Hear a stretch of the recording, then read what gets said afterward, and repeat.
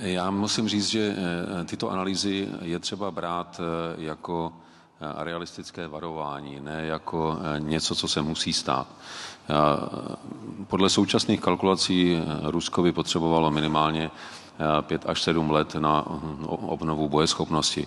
Na druhou stranu je v této kalkulaci mnoho proměnných, které mohou tu situaci změnit.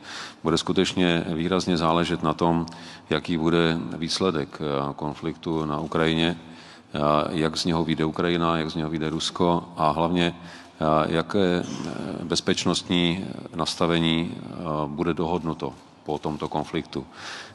Určitě není možné bavit se o jakémkoliv uspořádání situace na Ukrajině bez toho, abychom věděli, jaké budou bezpečnostní vztahy v Evropě po něm. Pokud jde o přípravu, tak nejenom Česká republika, ale celé NATO vnímá Rusko jako hrozbu číslo 1 v Evropě. A z toho vyplývá nutnost připravovat se reálně na takovou hrozbu.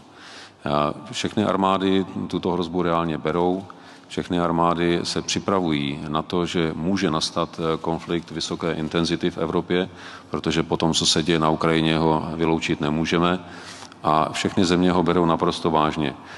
Odráží se to nejenom ve výši výdajů na obranu, odráží se to i v úrovni výcviku, spolupráce, plánů. Myslím, že všichni v NATO bereme tuto situaci vážně, i když si ji rozhodně nepřejeme.